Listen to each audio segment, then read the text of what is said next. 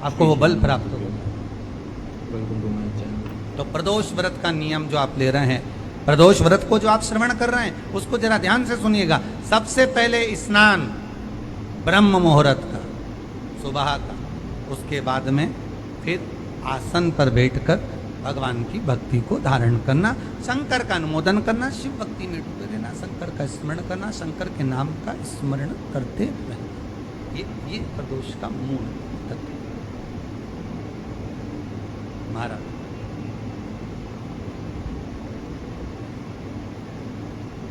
प्रदोष व्रत करने वाले को भोजन नहीं करना चाहिए, ध्यान दीजिए। फलाहार करो, उसमें भी नमक का सेवन मत करो। प्रदोष व्रत में नमक का सेवन वर्जित होता है। कारण क्या कारण होता है? उसका एक कारण माना गया नमक की वर्जितता। जिस समय पर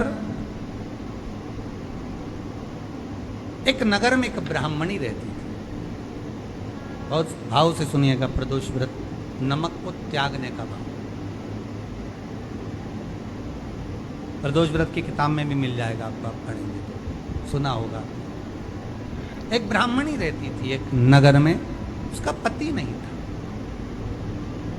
छोटा सा बालक एक साथ में रहता,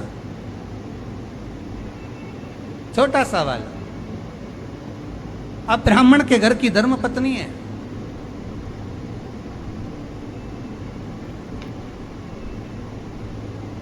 ब्राह्मण कर्मकांड करने वाला, पूजन करने वाला, पाठ करने वाला, अनुष्ठान करने वाला, पूजन करने वाला, मंत्र जाप करने वाला, भगवत भक्ति में डूबने वाला।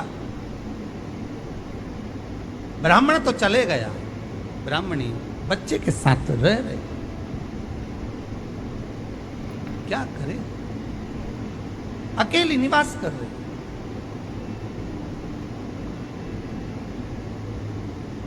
अकेली रह रही। और ब्राह्मणी बच्चे के साथ भ्रमण करती रहती, घूमती।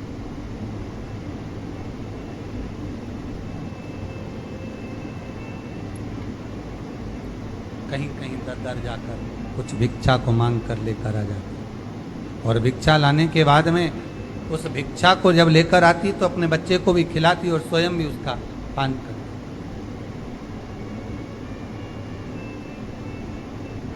एक दिन ब्राह्मणी भ्रमण करते करते प्रदोष काल के समय पर शिव मंदिर में प्रवेश करी। प्रदोष काल के समय, और शंकर मंदिर में जब प्रवेश करा, प्रदोष काल किसको कहते हैं?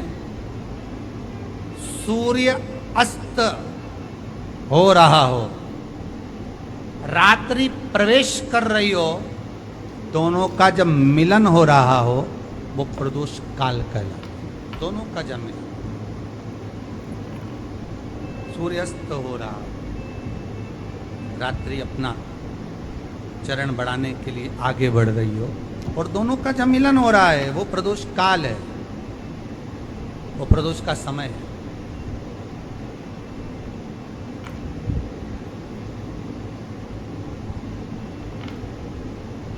ब्राह्मणी मंदिर में प्रवेश करें। जब ब्राह्मणी मंदिर में प्रवेश करें, मंदिर के अंदर पहुंचे, प्रदोष काल का समय था, प्रदोष का समय चल रहा था। और प्रदोष काल के उस समय में, प्रदोष काल के उस समय में जब ब्राह्मणी ने देखा कि कोई भगवान की भक्ति में लगा हुआ है, भगवान के रस तत्व में डूबा हुआ है, आज ब्राह्मणी के पास में कुछ पदार्थ नहीं है, अपने बच्चे का पेट भरने के लिए कुछ सामग्री नहीं है, और कुछ आस लेके वो प्रवेश करी है, कुछ आस लेकर वो अंदर प्रवेश कर जाते।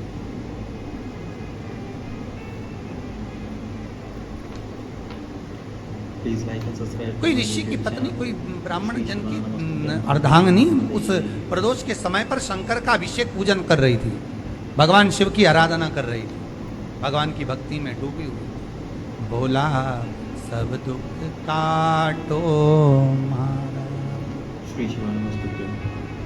भक्ति में डूबी हुई है, भगवान के स्मरण में डूबी हुई है। भोला सब दुख काटो मारा, शिव शंकर जपो तेरी माला, भोले बाबा जपो तेरी माला, भोला सब दुख काटो मारा।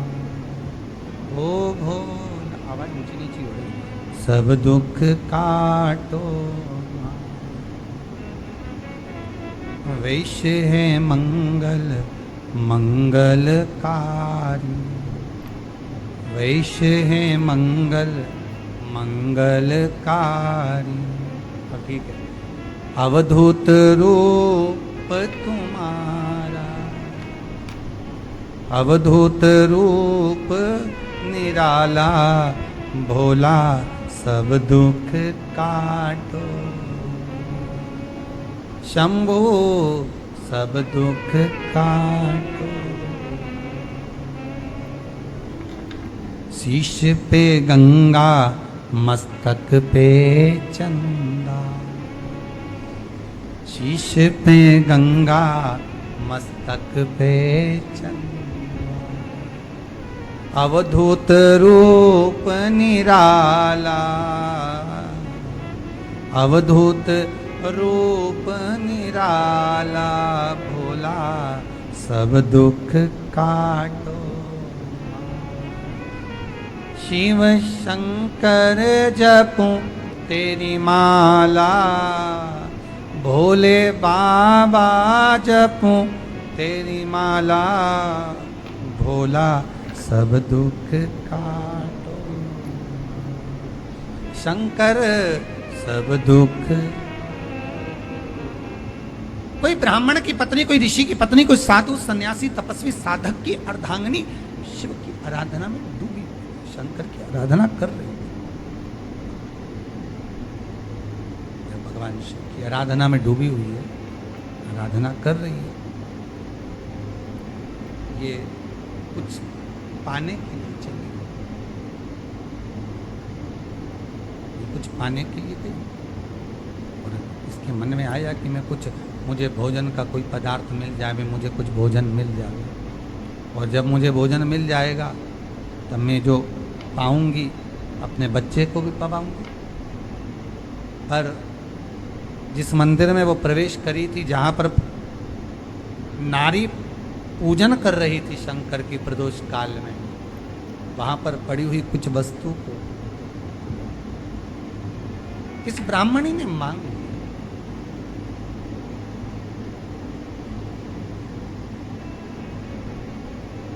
मेरे बालक को बहुत भूख लगी, मेरा बच्चा बड़ा भूखा है, इसके भोजन के लिए थोड़ी सी सामग्री दे दीजिए, इसके भोजन के लिए थोड़ा सा कुछ रसतत्व दे दीजिए। उसने उठाया थोड़ा सा पदार्थ, कुछ जो उसके पास में था वो दिया। जब दिया तो देने के बाद जब उसे प्राप्त हुआ और होने के बाद में जब वो मिल गया उसको, तो उसने उस समय पर उस पदार्थ को जैसे ही मुख में लिया, लेते ही कहा इसमें तो स्वाद नहीं है।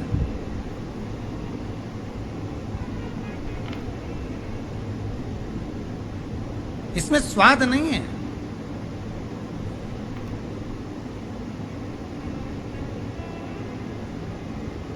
उस ब्राह्मणी ने बड़ा सुंदर एक संवाद कहा।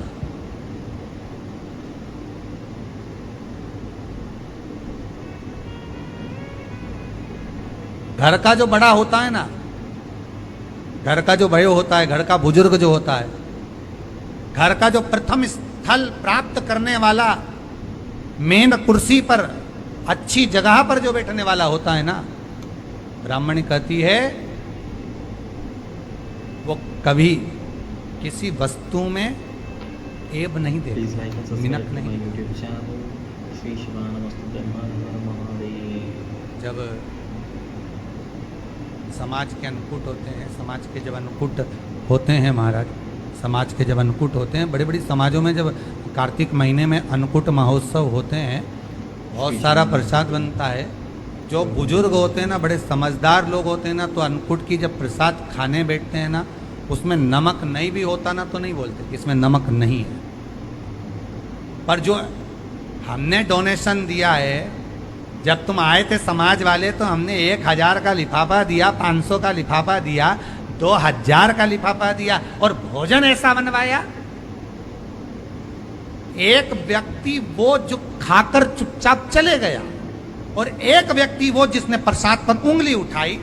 इन दोनों को अन्नकूट की तारीख पे इनका नाम लिख लो और अगला अन्नकूट आए तब दोनों की दशा देख लो। एक जो चुपचाप खाकर चले गया, भगवान के प्रसाद को प्रसाद मानकर, प्रभु का दर्शन मानकर लेकर चले गया, वो उन्नति की सीढ़ी पर चढ़ता चले गया। और जो मिनक निकालता रहा वो साल भर खटर पटर की जिंदगी जीता रहा। साल भर उसने केवल खटर पटर ही करा, वर्ष भर उसने कुछ करा, पूरी वर्ष उसने खटर पटर, उसके सिवाय वो कुछ नहीं करा। खटा पटक का जीवन जीता रहा। यही जीवन वो जीता है, यही जिंदगी वो जी रहा है। भगवान के प्रसाद में कभी भी ध्यान रखिएगा, भगवान के प्रसाद के अंतर्गत स्वाद की कोई मूलता नहीं होती। भगवान का प्रसाद स्वयं स्वाद।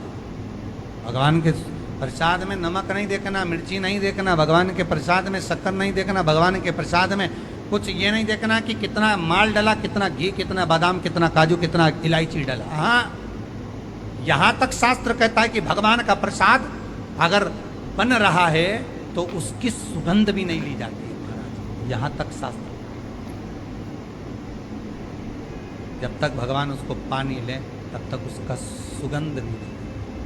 और कई कई जगह तो भगवान को प्रसाद अगर सूखा सामान हाथ में आ गया, इलायची कैसी है, मंदिर के अंदर जाने वाली है भगवान को डलने के लिए, लाओ यार किसकी दुकान से आई इलायची बताओ, इलायची तो 25 बार सूंघा, हाँ हाँ अच्छी है, अब सूंघ लिया तो भगवान इसको स्वीकार करेगा क्या? अरे जम के तो बोलो। एक फूल तुमने बगीचे से तोड़ा और सोचा इसमें पहले मैं सूंघ लेती हूँ, इसमें स्वाद है कि नहीं, इस फूल में गंध है कि नहीं, इसमें सुगंध है कि नहीं, और फूल सूंघ लिया, उसके बाद तुम भगवान को देखो, भगवान स्वीकार करेगा? नहीं, भगवान स्वीकार नहीं कर सकते।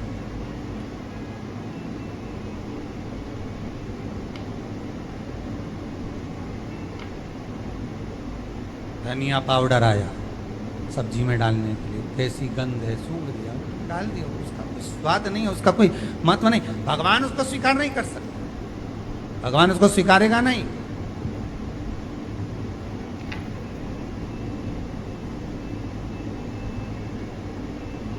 कई कई घरों में तो हंडी से दाल चलाती जाए ने हाथ में डाल के,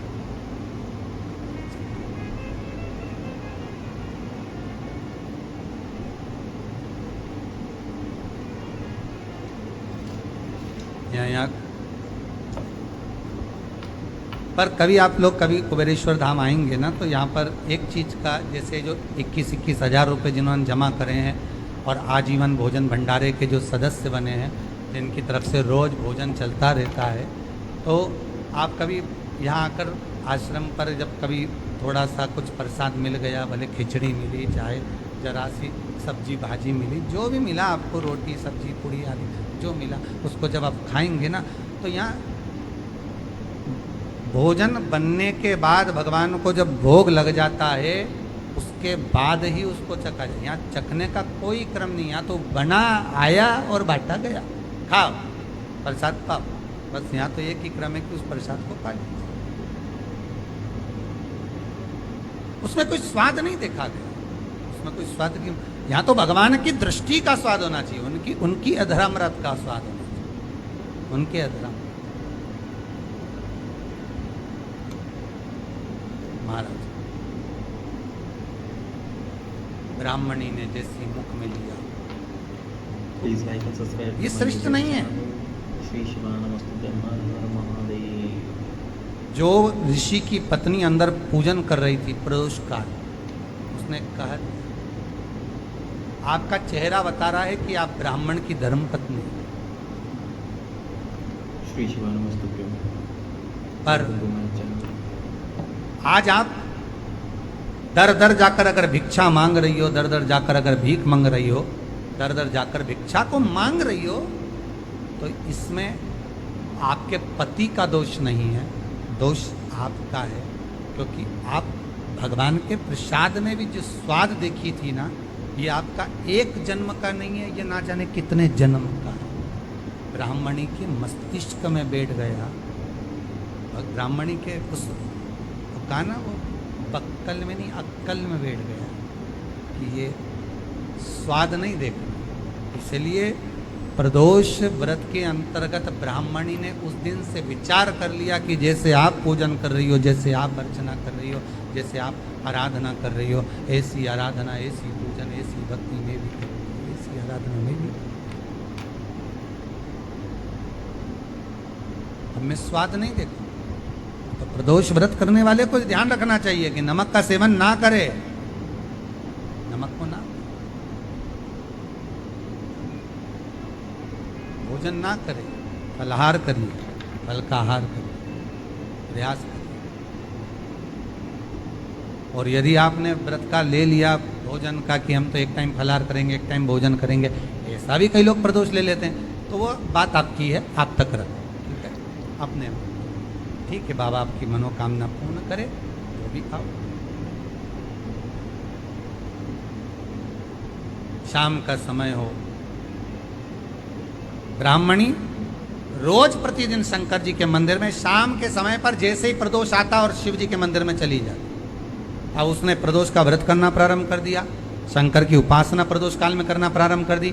समय आया, ये ब्राह्मणी अपने बच्चे को लेकर जा रही थी, मात्र 4 प्रदोष ही निकले थे, केवल 4 प्रदोष निकले थे। ब्राह्मणी लेकर जा रही थी अपने बच्चे को, सामने एक कोई बालक भूख से विलकता हुआ सामने आकर खड़ा हो गया। उसने भी अन्न का भाग मांगा, मुझे भूख लगी है, मेरे उदर में कुछ अन्न का भाग नहीं है, आप मुझे अन्न का भाग दे दीजिए, मुझे थोड़ा सा भोजन दे दीजिए। वो बिलकता हुआ बालक इसके चरणों में आकर पड़ गया, माता माता माता कहकर अन्न मांगने लगा,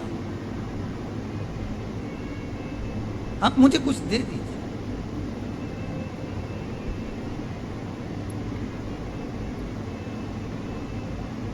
माता जो प्रसाद लेकर आ रही थी, वही प्रसाद इस बालक को दिया। आपका पिता कौन है? ध्यान नहीं। माता कौन है? ध्यान नहीं। घर ले गई ब्राह्मण उस बालक को, पाल पोस कर दोनों बच्चों को बड़ा करा। बच्चा जब बड़ा हुआ, बड़ा होने पर विदर्भ राज के राज्य का युवराज था ये। इसके राज्य पर आक्रमण कर कर इसके माता पिता को मार दिया गया था और उपद्रवियों ने उस पर कब्जा कर लिया था। जब ये बड़ा हुआ, इसको मालूम नहीं कि मैं विदर्भ राज का बेटा हूं, बस ये तो चाह रहा था जाते जाते जाते जाते विदर्भ राज में प्रवेश कर कर इसने जो देखा, अपने कुछ मित्रों को एकत्रित कर कर राज्य पर आक्रमण कर दिया। आक्रमण करा, विधर्मियों को भगा, खुद राजा बनकर बैठ गए। जब ये बालक राजा बनकर बैठा तो ब्राह्मणी का जो पुत्र था उसको मंत्री बना दिया। पर इसको समझ नहीं आया, मेरा इतना बड़ा राज्य सब चले गया था, मुझे ये तक नहीं मालूम था कि मैं एक युवराज हूं, मैं एक नगर का राजा का पुत्र हूं, मुझे कुछ भी नहीं मालूम था। फिर आखिर मुझे ये सब कुछ वापस कैसे प्राप्त हो गया, ये समझ में नहीं आया कि इतना वैभव, इतना धन, इतनी दौलत, इतनी संपदा मुझे कैसे मिल गई, कारण क्या है, उसके पाने का मुझे क्या कैसे मिला है, ये कैसे प्राप्त हुआ।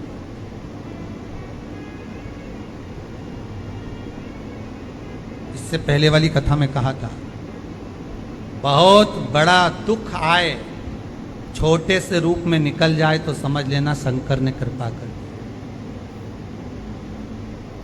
बहुत दिन से काम नहीं हो रहा था, काम तुरंत हो गया, समझ लेना शिव ने कृपा कर दी। कुबेरेश्वर धाम आप आए और बाबा ने आपको बुलाया, मान लो आप आए और आए, बाबा ने आपको बुलाया और कुबेरेश्वर धाम से जाने के बाद, क्योंकि इस भूमि का तो नियम है, आप जहां बैठकर कथा सुन रहे हो, आस्था चैनल के माध्यम से, आप फेसबुक यूट्यूब के माध्यम से कथा श्रवण कर रहे हैं, सिंगल परिवार कथा करवा रहा, बड़े भाव से आप श्रवण कर रहे हैं कथा को। मेरा निवेदन है, जिस भाव से सुने, आप निवेदन कर कर सुने कि बाबा कुबेर भंडारी मेरे 3 महीने के अंदर मेरी मनोकामना पूर्ण कर देना, मेरी ये कामना है, आप पूर्ण करना। तो बाबा क्यों ना करेगा? आप दिल से उसको पुकारो तो।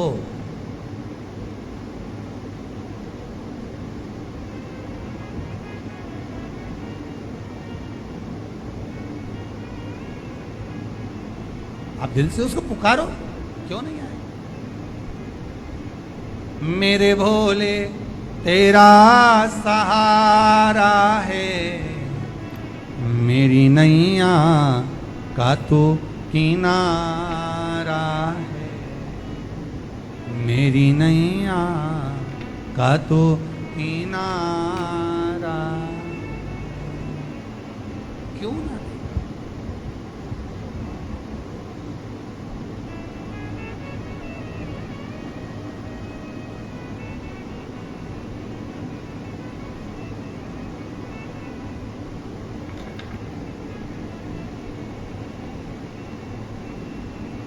महाराज, एकादशी की मृत्यु, द्वादशी को दान, ध्यान दीजिए, त्रयोदशी की खारी, जो ये राख जो समेटी जाती है, कोई समेटने जाए ना जाए, तीसरा त्रयोदशी पर अगर पड़ भी गया तो महाराज उसकी राख समेटने की जरूरत नहीं पड़ती, शंकर उसकी भस्म अपने तन पर अपने आप रपट लेता, अपने आप। त्रयोदशी मतलब प्रदोष, प्रदोष के दिन भगवान शिव उस भस्म को अपने तन पर धारण कर ले, जो मिल जाए शमशान में, बस शिव उसको अपने तन पर, अपने शरीर पर धारण कर।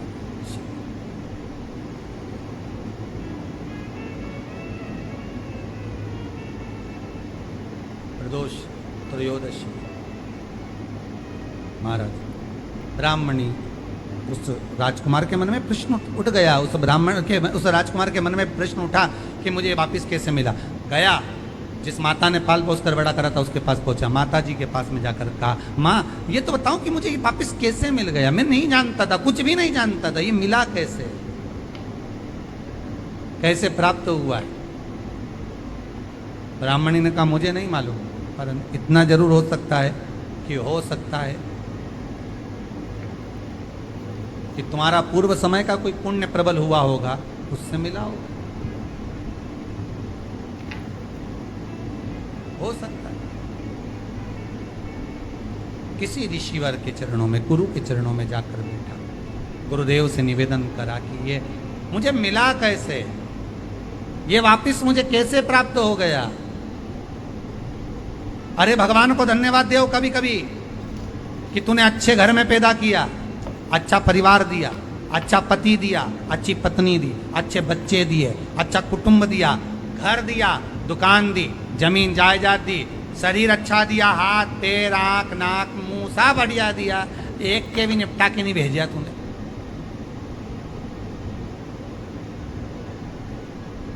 मान लो एक आध निपटा के भेज देता तो क्या झगड़ा करने ऊपर जाते?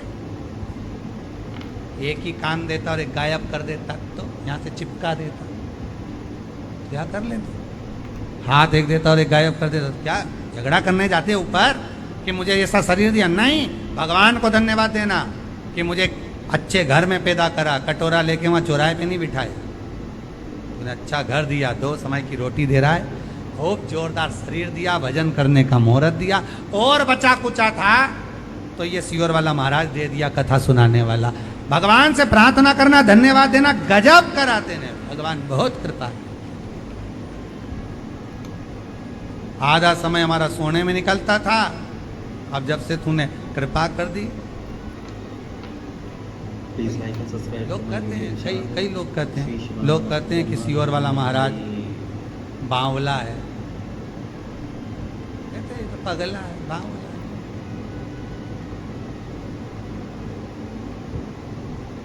भाई दुनिया के लोग तो कहते हैं कि सियोर वाला महाराज बावला है, पर लोगों को कैसे समझाऊं, कैसे कहूं कि सियोर वाला महाराज महादेव का लाडला है, इनको कैसे समझाया।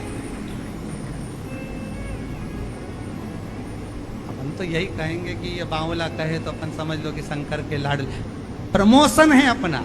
जब रामकृष्ण परमहंस जी को लोगों ने पागल कहा, चैतन्य महाप्रभु जी को लोगों ने पागल कहा, नामदेव जी को लोगों ने पागल कहा, तुकाराम जी को लोगों ने पागल कहा, मीराबाई को लोगों ने बावरी कहा, बावरी मतलब पागल, कमली मतलब पागल। दुनिया के लोग संत महात्मा साधु सन्यासी तपस्वी साधक उपासक इन सबको पागल कहते हैं।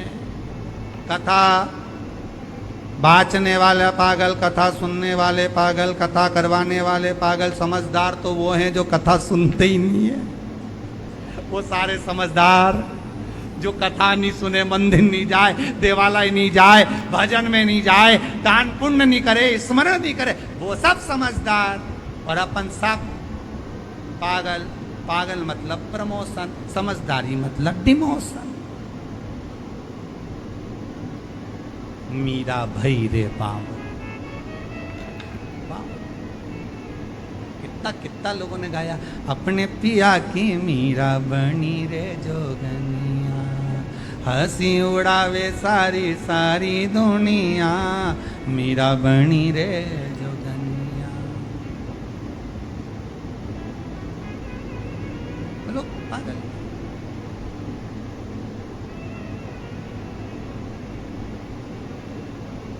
गांव का लोग मने बावरी बतावे, संगरी सहेलियां जी उंगली उठावे, हंसी उड़ावे सारी सारी दुनिया,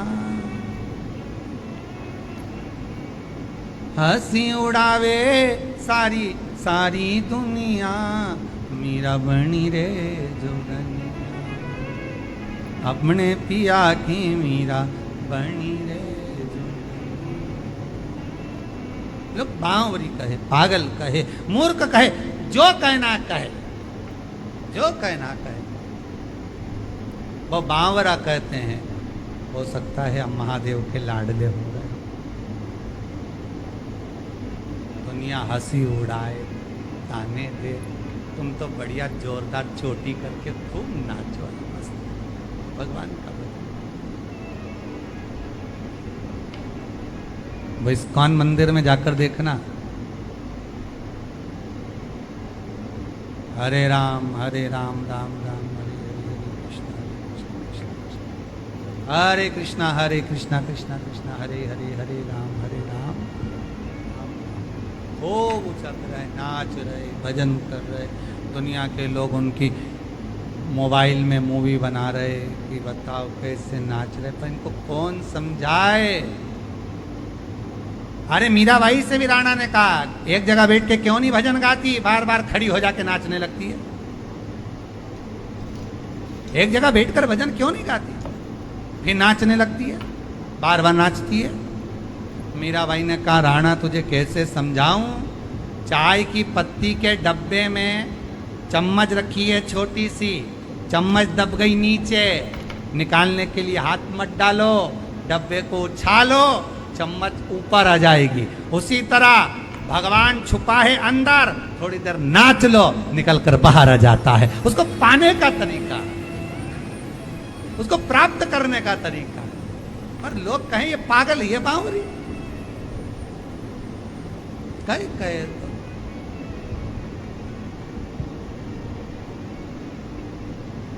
लोग पागल कहे।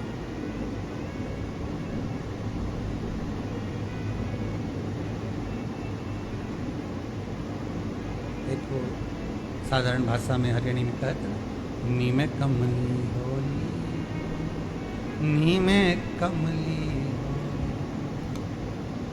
रूप सलोना देख श्याम का, रूप सलोना देख श्याम का, सुध बुध मेरी होली, नी में कमली होली, नी में कमली, नी में कमली होली, नी में कमली। सुध नहीं है, विचार नहीं है, भाव। बस हृदय चित्त मन परमात्मा में रमा हुआ है, लगा हुआ है, उस चित्त को लगा कर रखा। शाम का समय मालूम नहीं कहां से प्राप्त हो गया। भगवान को धन्यवाद दो, तूने दिया, खूब दिया, कि तेरी कृपा है जो आज बैठकर मैं भगवान की कथा सुन रही हूं, भगवत भजन कर, ये तेरी कृपा। और भगवान ने कृपा करी। फिर दिन भर का जो समय निकला, उस ब्राह्मणी से बच्चे ने जब पूछा तो उसने कहा मैं क्या करूं और अच्छा करने के लिए, तो ब्राह्मणी के मुख से निकल गया, प्रदोष का व्रत कर, प्रदोष काल में जाकर भगवान शंकर की आराधना कर, शिव मंदिर में जाकर अर्चना कर, प्रदोष काल में जाकर शंकर को नमन कर। अगर प्रदोष का व्रत नहीं भी करता तो प्रदोष काल में जाकर शंकर के मंदिर में एक घृत का घी का दिया लगा दे। आपको पहले भी कहा, तुम्हारी भगवान से अगर बैर है, भगवान के मंदिर नहीं भी जाना चाहते तो भगवान की चौखट पे दिया लगा दो, पर लगाओ। शाम के समय पर प्रदोष काल में बेलपत्री के पेड़ के नीचे, चाहे शंकर के मंदिर के दरवाजे पर या शिव मंदिर में, अगर आप प्रदोष के दिन दिया लगाते हो, सोमवार के दिन दिया लगाते हो, तो ऐसा कोई व्यक्ति नहीं जिसको मेरे देव अधिदेव महादेव मेरा विश्वनाथ भंडार नहीं भरता हो, खाली नहीं छोड़ेगा, दे देगा, भंडार भर देगा। कमी तो नहीं रख सकता, ये पक्का। पर तुम करना ही नहीं चाह, 2-4 सोमवार करो और उसके बाद के तो महाराज जी हमने तो करा था, हमको तो मिला ही नहीं। 2-1 प्रदोष करा तुमने, अरे 1 साल करो, सारे दर भी तो अपन ठोकर खा कर आए, इतना साल निकाला अपन ने, और 6 महीना 3 महीना 4 महीना भगवान से निवेदन तो करो, दिल से कहो तो सरी, नी भंडार भरे तो बात दूसरी, एक बार बोलो तो। पर जगत के लोगों के सामने जाकर मत कहना तो देव अधिदेव महादेव से। अब वो राजकुमार ने फिर व्रत करा, और व्रत करा तो उसका फल ये हुआ कि एक गंधर्वों की कन्या अंशुमती, इस राजकुमार को देखकर लोभी, पिताजी ने समझाया विवाह मत कर बेटी, अपन गंधर्व लोक में निवास करने वाले और देवलोक में रहने वाले से तू विवाह कर रही है, कहां जाएगी? देवलोक में रहने वाले इस मृत्यु लोक में निवास करने वाले से विवाह कर रही। नहीं पिताजी, मैं गंधर्व लोक छोड़ दूंगी, देवलोक छोड़ दूंगी, पर मैं विवाह उसी से करूं। पिताजी ने कहा जो तेरा भाग्य। विवाह हो गया, राजकुमारी भी आ गई।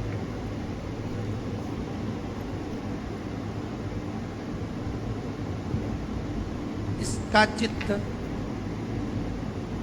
राजा में था, राजा का चित्त देवाधिदेव, जम के बोलो महादेव। बहुत बहुत ध्यान रखिएगा इस कथा को। आज प्रदोष व्रत जो आपको सुनाया जा रहा है, इसको बहुत सावधानी से सुनना। पति से पूछ लेना कि आप मंदिर चल रहे हो, मैं जा रही हूँ, वो कहे हाँ चल रहा, या उसने कहा कि अभी थोड़ी देर से चल रही, ठीक, कोई बात। बहुत मन हो उसका, आपने पूछा, दिल से कह दिया हाँ चल रहा हूँ, तो ले। और अगर तुम सोचो कि हमने सुना है कि जोड़े से दर्शन करते हैं तो ज़्यादा फायदा मिलता है, और मालूम पड़े पर जोड़ा के चक्कर में यहाँ सिर फोड़ा हो जाए,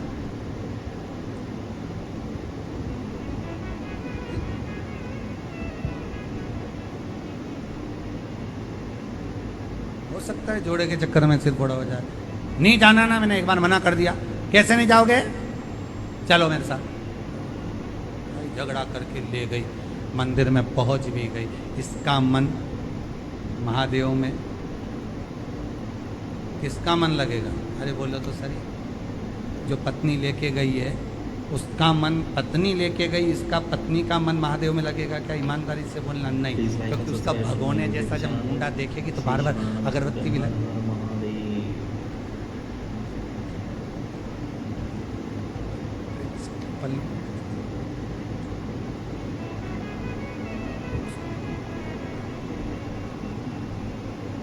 श्री शिवानमस्तुभ्यं।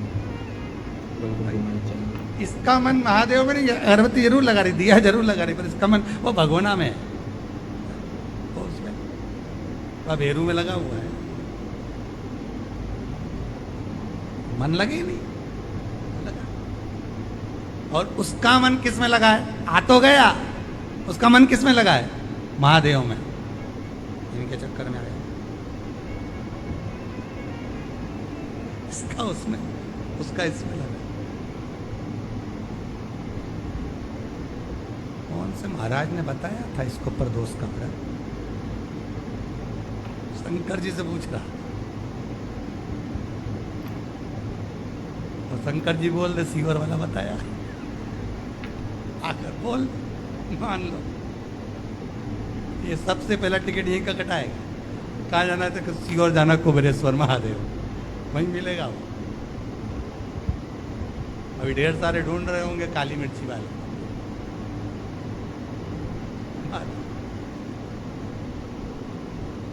अब रे का, अरे भाई शंकर की उपासना करो, भगवत भजन का रस तत्व ग्रहण करो, जीवन में उतारो शंकर की चरित्र को, शिव महापुराण के उस पावन चरित्र। इसका चित्त देवादिदेव महादेव में लग गए, मनो। अब यहां ये अंशुमती शिव जी को रिझाने में, और पति का तत्व है शंकर को रिझाने में।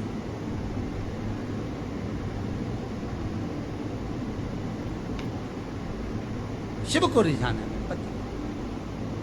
आज अंशुमती को साथ लेकर शिव मंदिर में पहुंच गए। पत्नी ने पूछा, अंशुमती ने पूछा, स्वामी क्या ये बताओ,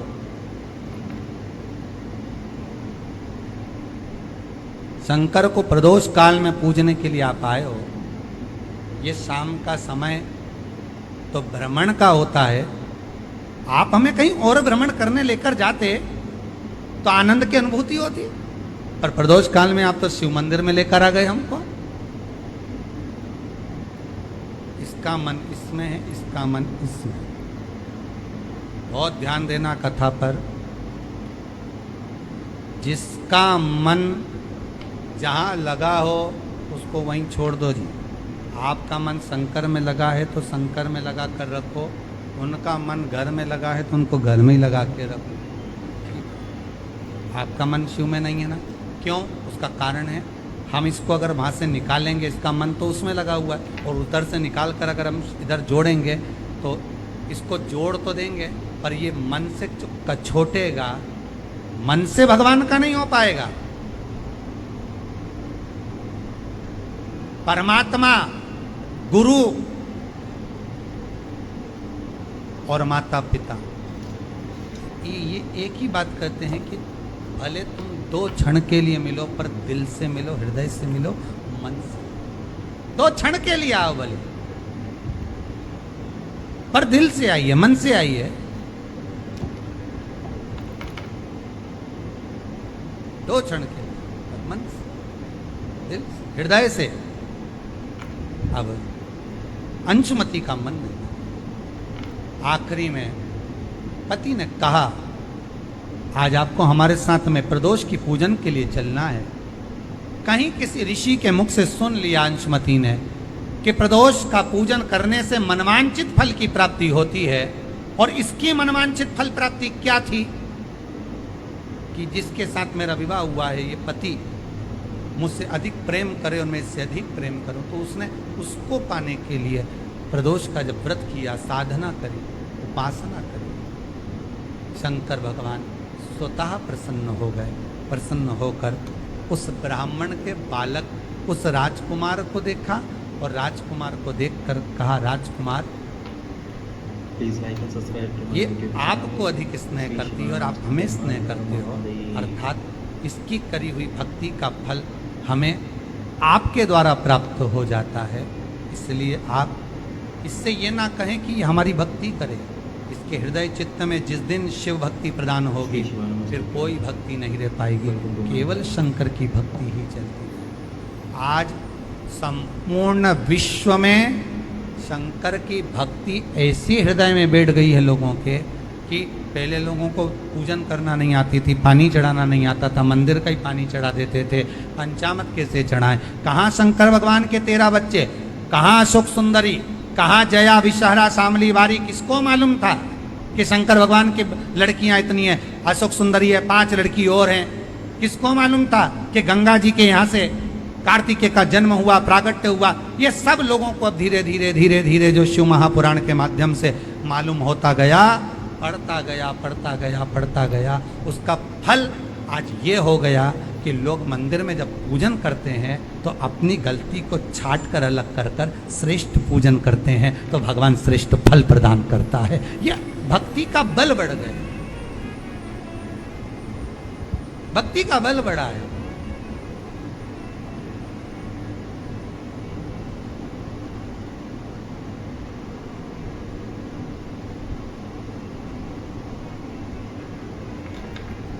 पूजन करें प्रदोष काल, शिव की आराधना करें।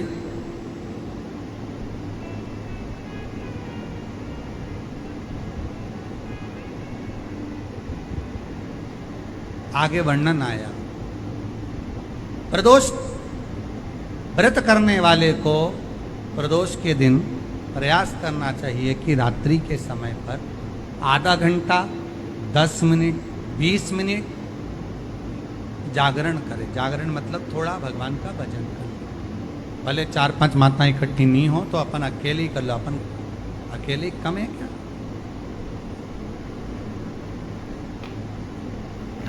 अपन कम पड़े। आराधना के लिए जागरण करो।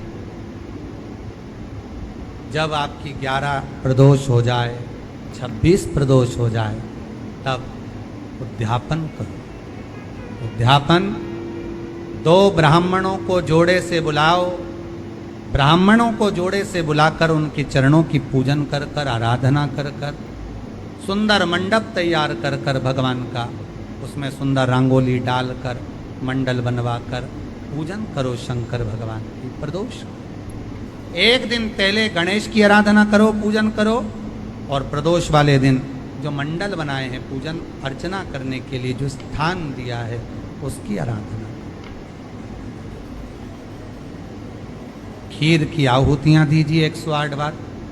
जो ब्राह्मण आए उनके माध्यम से मंत्रों द्वारा पूजन कराकर खीर की आहुतियां दीजिए महाराज। फिर ब्राह्मणों को जोड़े से भोजन कराकर, चरणों को नमन कर कर, दक्षिणा प्रदान कर कर, निवेदन कर कर ब्राह्मणों से कहें, हे ब्राह्मण देवता, आप हमें आशीर्वाद प्रदान करें कि जिस प्रदोष का हमने व्रत किया है उस व्रत का पुण्य फल हमें प्राप्त हो। ऐसा ब्राह्मण चरण को नमन कर कर, प्रणाम कर कर उनसे अपने मस्तक पर अक्षत छुड़वाएं। फिर नमन कर कर, भोजन कराकर विदा करें। शाम को भगवान का जागरण करें। ऐसे प्रदोष व्रत का उद्यापन कर अपने जीवन को सार्थक बनाएं। ऐसा सुंदर प्रदोष व्रत का व्याख्यान वर्णन स्कंद पुराण में करा गया।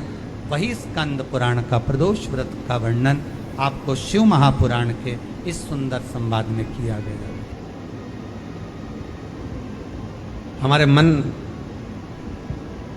ये चित्त, ये वृत्ति अगर गलत देखेगी तो उपास नहीं हो सकता। फिर व्रत का कोई प्रमाण नहीं है हमारे। कितना सुंदर कहा है माताओं के लिए भी और पुरुष वर्ग के लिए भी कि जब जब आप किसी व्रत को करते हो, एकादशी का व्रत करो, चाहे प्रदोष का व्रत करो, चाहे पूर्णिमा का व्रत करो, चाहे चतुर्थी का व्रत करो, चाहे तीज का व्रत करो, चाहे हरताली का व्रत करो, छोटी तीज, बड़ी तीज, सतुआ तीज, तुम्हारी मर्जी पड़े, छठ का, आदि जितने भी व्रत बताए, उस व्रत में एक चीज आप किताब में जरूर पढ़ना। आपके पास तो व्रत की किताबें होंगी, उन किताबों में पढ़ना। उसमें लिखा है कि एकादशी का व्रत करो तो रात्रि को जागरण करो। बोलो लिखा कि नहीं लिखा?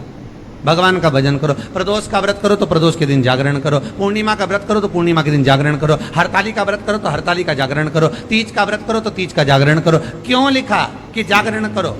क्यों लिखा कि भगवत भजन करना है, जिस दिन तुम्हारा व्रत रहे उस दिन तुम्हें भगवत भजन करना, उस दिन रात्रि का जागरण करना। उसमें यह नहीं लिखा कि रात भर आपको भजन, उसमें तो लिख दिया जागरण करना। जागरण का मतलब क्या होता है कि भगवान की भक्ति में डूब जाना, संसार की वस्तुओं में नहीं, आसक्तियों में नहीं, तृष्णा में नहीं, लोभ में नहीं, हमें परमात्मा के चरणों में डूब जाना है। रात्रि भर हमें उसका स्मरण करके सोना है। भले आप आधा घंटा सोएं, ये भी नहीं कहते कि पूरी रात तुम बैठ के मंजीरा बजाओ, सीताराम सीताराम करते, और तुम्हारे बस का है भी नहीं रिजी जी हो, फालतू की बात हम कह भी दें और तुम सोचो कि कर लो तो तुम करो भी नहीं हो, कहीं का बोल देते हो। हाँ ये जरूर है कि कहीं का महाराज बोल दे कि बस रात भर मंजीरा बजा के सीताराम कहेगी तो हंडा जरूर निकलेगा, तो तुम जरूर कर लो, फिर कर सकते। और वैसे कहीं का कह दे तुमसे कि फिर ये क्रम हो, बहुत मुश्किल।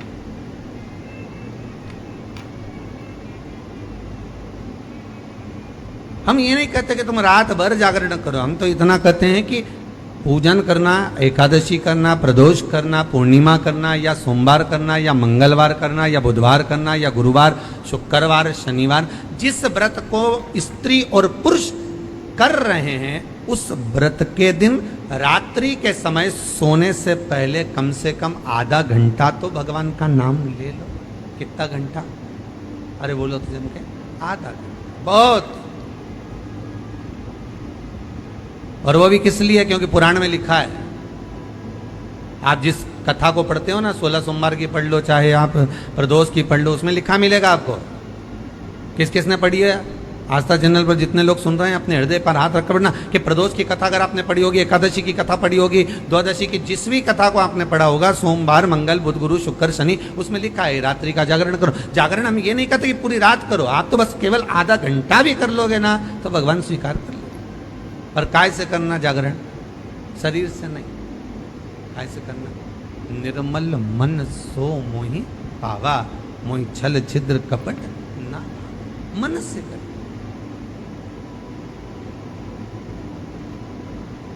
हम भगवान को दुनिया की सारी वस्तु देते हैं पर भगवान को हम मन नहीं दे पाते। मंदिर में खड़े होकर भी हमको बेटा बेटी से बात करे, पत्नी पति को फोन लगाए, पति पत्नी को फोन लगाए, सास बहू को लगाए, बहू सास को लगाए, भतीजा भतीजी को लगाए, बहन भाई को लगाए, तो भी मंदिर में पूजन कर रही है और फोन आ गया तो भी कह देगी मुझे तेरी बड़ी याद आ रही हो। अब भगवान के चरणों में बैठी भगवान की पूजन कर रही, भगवान की अर्चना कर रही, भगवान से निवेदन कर रही और फोन लगाकर दूसरे से करे कि मुझे तेरी याद आ रही, तो भगवान को कितना बुरा लगेगा? कितना बुरा लगेगा कि बेटी मेरे पास में है।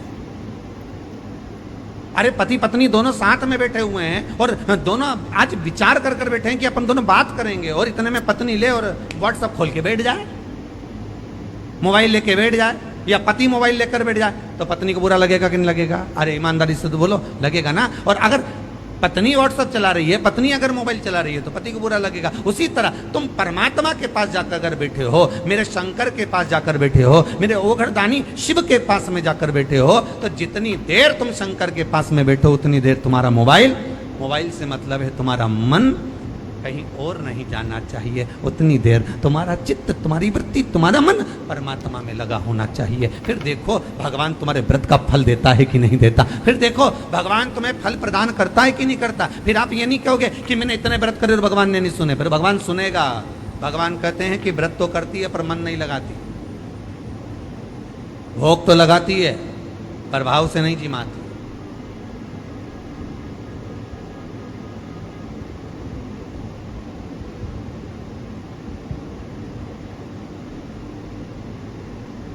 भोग तो ऐसा कोई भी लगा दे, दुर्योधन ने लगाया था ढेर सारा, लड्डू ने, पेड़ा ने, गुलाब जामुन ने, मर्ची ने, भजिया ने, पकौड़ा, सब बनाया ढेर, खूब सारा बनाया, पर ढेर तो बनाया पर भगवान के भाव से बुलाया।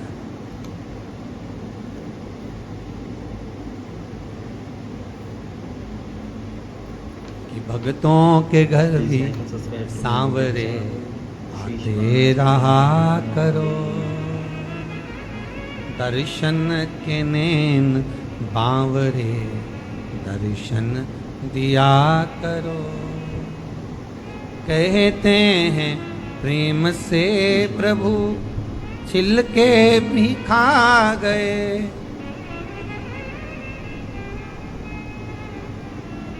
कहते हैं प्रेम से प्रभु छिलके भी खा गए। शबरी के झूठे बेर भी खाते रहा करो। दर्शन के नैन बांवरे दर्शन दिया करो। भक्तों के घर भी सांवरे आते रहा करो। भाव चाहिए भगवान को। आप धन दौलत संपदा सत्ता वैभव ये कुछ भी परमात्मा को नहीं चाहिए। कुछ नहीं चाहिए। भगवान कहता है कि मुझे मेरा दिया हुआ मत दे, जो तेरा है वो मुझे दे दे। कितना सुंदर पहले भी कहा, फिर कहते हैं कि अहंकार आपका अपना है और जब अहंकार आप भगवान को दे दोगे तो आप तो वैसे ही श्रेष्ठ हो जाओगे।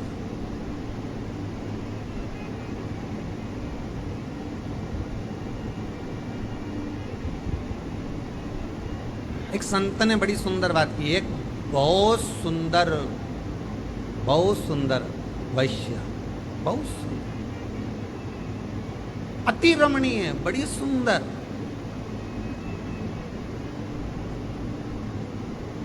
जिसकी सुंदरता का कोई बखान ही नहीं कर सकता, इतनी सुंदर थी। सब लोग उसका बखान कर रहे थे, बड़ा सुंदर है वो, बड़ी सुंदर है वो, बड़ी सुंदर है।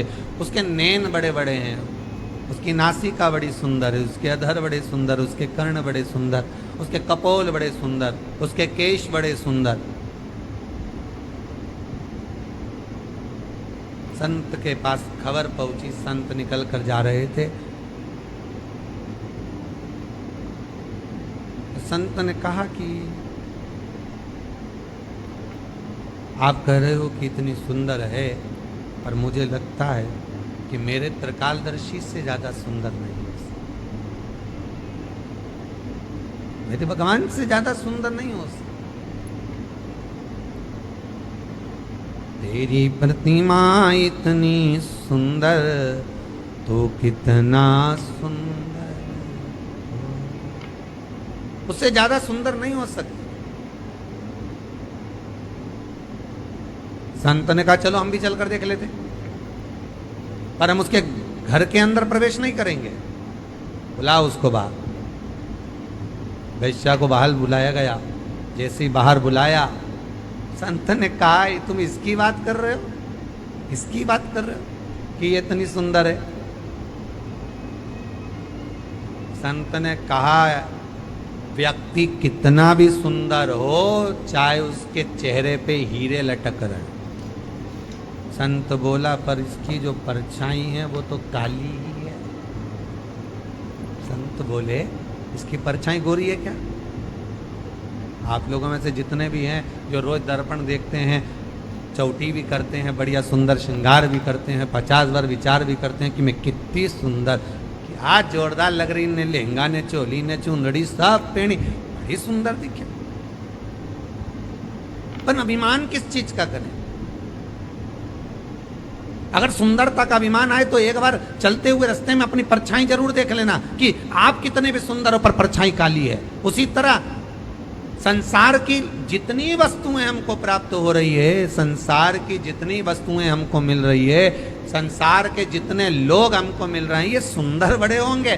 फ्रिज भी सुंदर है, वॉशिंग मशीन भी सुंदर है, एसी का रूम भी सुंदर है, डनलप का गद्दा भी सुंदर है, ये सोने की रकम भी सुंदर है, ये हाथ में पहनने वाले आभूषण भी सुंदर हैं, गले में धारण करने वाले सारे आभूषण भी सुंदर हैं, सब कुछ सुंदर है। पर ये सुंदरता के साथ में इसकी परछाई भी तो देखो कि ये काली है कि। Please like and subscribe to my YouTube channel. Shri शिवानमस्तुते हर हर महादेव। इस सुंदरता में दुख भी है, इसमें कालोच भी है, इसमें परछाई भी है।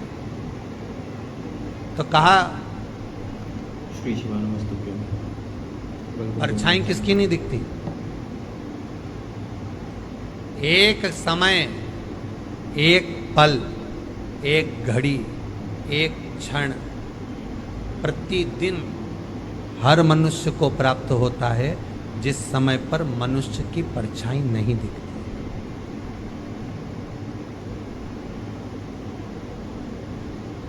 उस समय पर आपको अपनी परछाई नहीं दिखेगी। वो कितनी बजे? दोपहर ठीक 12 बज रहे हैं। कितने? जम के बोलिए जरा।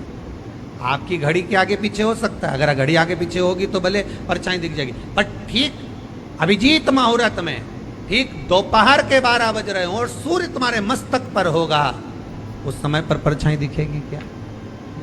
सूर्य थोड़ा सा भी पीछे हुआ, आगे हुआ तो परछाई दिखेगी, पर ठीक सूर्य तुम्हारे मस्तक पर होगा तो परछाई नजर नहीं आएगी। शिव महापुराण की कथा कहती है जिस समय पर तुम्हारे मस्तक पर सूर्य होता है उस समय पर परछाई नहीं दिखती, उस समय पर केवल तुम ही नजर आते हो, उस समय पर केवल तुम ही रह जाते हो। उसी तरह जिस समय पर तुम्हारे मस्तक पर शंकर की कथा, शिव महापुराण और शंकर के चरण विराजमान होते हैं, तब व्यक्ति को कुछ नजर नहीं आता, केवल महादेव ही नजर आता है, केवल शिव ही नजर आता है, कोई दूसरा नहीं दिख सकता, कोई परछाई नजर नहीं आ सकती।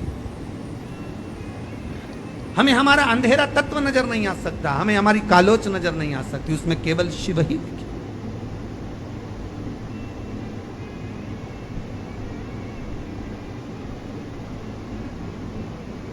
उसके सिवाय कोई दूसरा नजर नहीं आएगा। अगर नजर आएगा तो केवल एक शंकर ही नजर आएगा, केवल एक शिव, उसके सिवाय कुछ।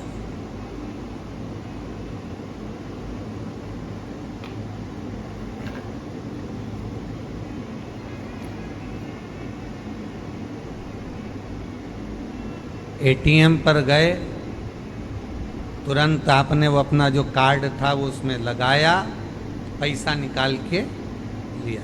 बोलो सही है कि गलत है? गए, कार्ड लगाया, लेकर आए। तो कई लोगों ने एक प्रश्न लिखकर भेजा, गुरुदेव भगवान को भी एटीएम जैसा होना चाहिए।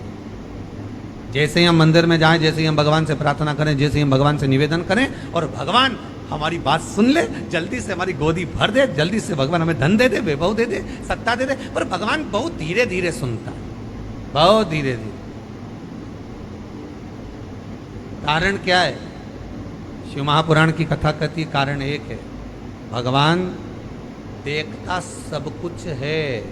मेरा मालिक, मेरा दातार, मेरा दयालु, मेरा कृपालु, मेरा दानी दातार देखता सब कुछ है, सब कुछ देखता है।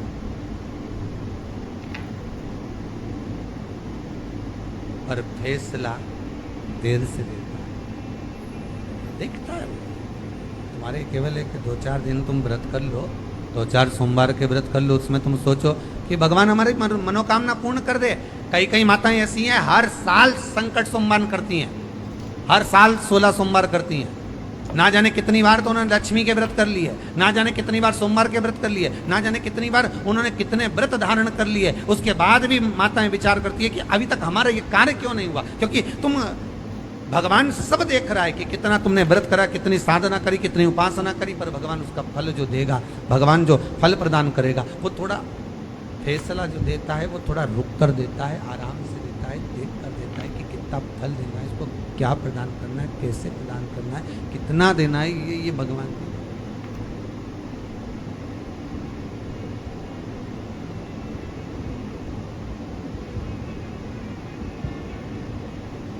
वो जो दे रहा है बस सोच कर विचार कर प्रदान करने में वो देरी नहीं कर, वो देगा। भोले नाथ सुनो मेरी अर्जी सुनो त्रिपुरारी,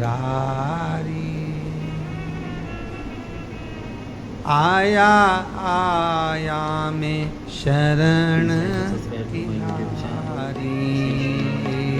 भोले नाथ सुनो मेरी अर्जी सुनो त्रिपुरारी,